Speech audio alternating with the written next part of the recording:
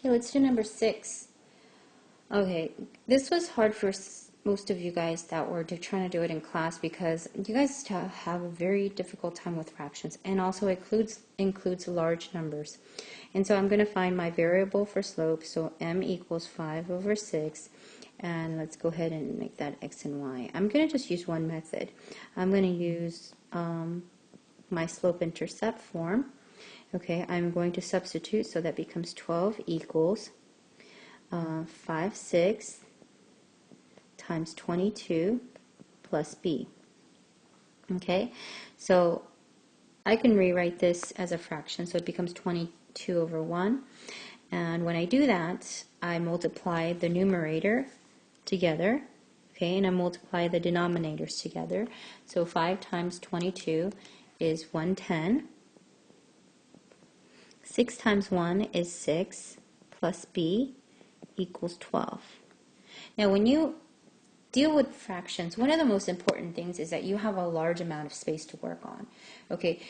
And be neat. You have to be neat, okay? So I am going to subtract 110 over 6. Oh, by the way, I can simplify that. Let's go ahead and simplify that so we can, okay, so 110 over 6, let's see, it goes into, 110 goes into 2 55 times, and 6 goes into 2 3 times, so I can go ahead and simplify that. So it'll make my life a little bit easier. And then I'm going to subtract 55 over 3 on both sides.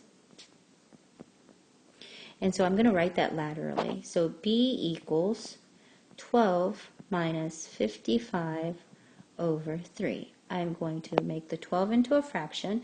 Now, in order for my denominator to become 3, I have to multiply the denominator by 3. 3 times 1 is 3.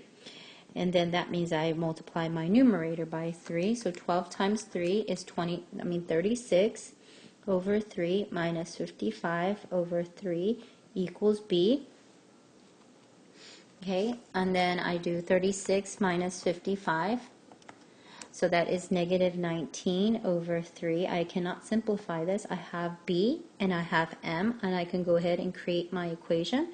So y equals 5 over 6x minus 19 over 3.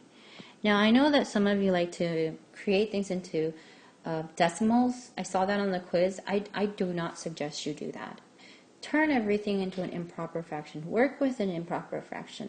You have to learn how to deal with fractions, or you're just not going to be successful.